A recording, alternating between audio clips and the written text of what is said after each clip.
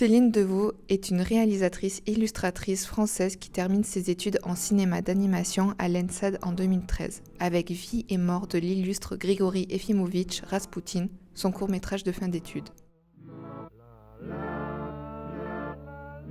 Dans celui-ci, le conteur est un loup qui s'adresse directement à nous. Salut à toi, imprudent inconnu, farouche voyageur. Il nous retrace le parcours d'un homme pas comme les autres.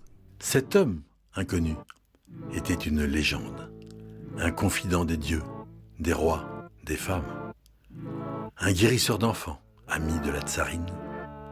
Mais sa vie fut si faste, et sa gloire si grande, que la Russie gronda et emporta son âme.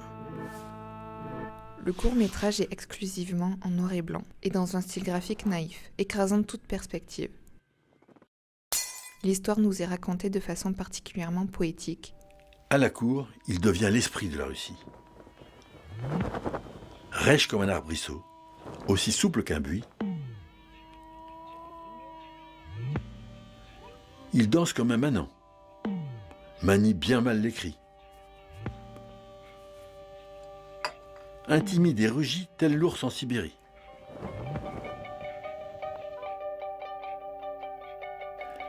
La foi inébranlable du chaste Jésus-Christ et l'auréole bruyante d'un ermite impoli.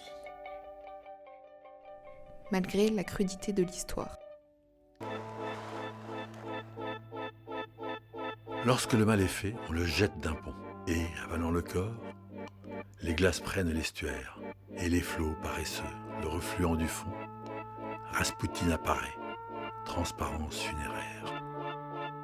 À la sortie de l'école, Raspoutine a été sélectionné notamment, en tout premier lieu au festival Premier Plan d'Angers où il a remporté un prix et ensuite au festival de Clermont-Ferrand où il a remporté aussi le prix de la meilleure animation francophone, ce qui m'a ouvert énormément de portes en fait pour écrire et faire produire le deuxième court-métrage. La même année, elle sortira L'Onde Nue à l'occasion des 50 ans de la Maison de la Radio, un petit court-métrage muet sur une musique de Flavien Berger.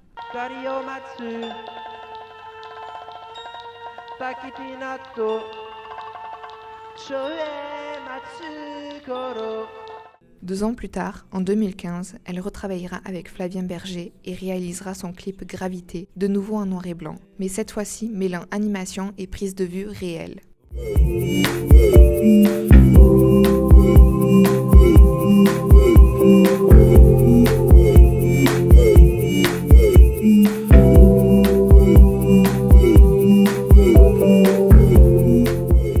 Toujours en 2015, Céline Devaux sort Le Repas dominical, un court-métrage animé humoristique dans lequel Jean est convié dans un repas avec sa famille comme tous les dimanches. Le repas dominical! Il s'y enchaîne des questions dont les réponses sont ignorées, des conseils non suivis, on le caresse, on le gifle. Quand elle parle à son fils, elle se regarde en lui comme dans un miroir et elle est déçue et jalouse de son sexe et de sa jeunesse. Elle lui répète souvent « Ah mon chéri, si tu savais ce que j'ai fait, moi aussi. » On peut observer un mélange de compassion douce et cruelle. Et là, elle va chercher le gigot.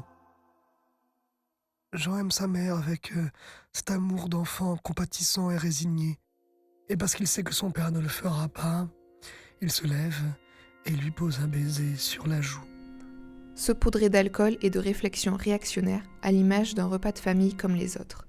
Jean est fatigué. On lui parle d'embouteillage et de tupperware. Il regarde sa grand-mère qui ne dit jamais rien. Elle doit se dire que les sodomites ont bien changé depuis les années 50 où ils faisaient leurs affaires dans leur coin sans embêter personne. Ou peut-être qu'elle est morte parce qu'elle ne bouge presque plus depuis le poulet. Certains moments musicaux composés par Flavien Berger viendront comme une bouffée d'air frais dans cet environnement aussi familier qu'anxiogène.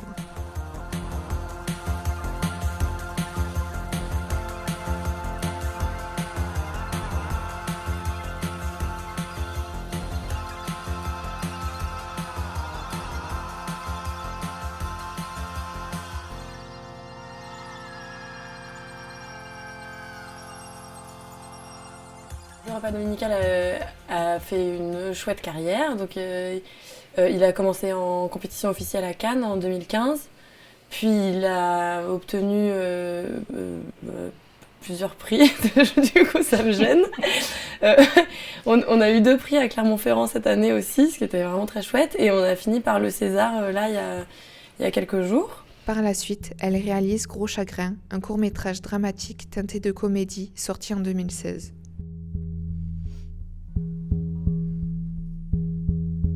Tu veux que je te quitte ? Jean, déambulant dans la ville, se remémore son week-end chaotique qui l'a conduit à se séparer de Mathilde, sa petite amie. Mon beau-frère m'avait expliqué. Avant, je me disais parfois, c'est magnifique. Tout est magnifique. La bande sonore s'étale sur plusieurs niveaux, mêlant la voix du narrateur à celle de Jean, reflétant ainsi ses pensées les plus profondes. Et Mathilde est partie. Ses livres, ses amis, ses compliments et ses baisers ont disparu avec elle. Tous ces trucs que je t'avais pas demandé, tous ces joujoux que Jean n'avait jamais demandé, qu'elle lui avait donné, qu'elle lui a repris. Les illustrations et effets visuels s'entrelacent subtilement entre les différentes scènes en prise de vue réelle, illustrant les émotions de Jean, la soirée qu'il a vécue, ainsi que sa séparation. Tu sais, on dit qu'il faut la moitié d'une histoire pour s'en remettre. Hey yeah!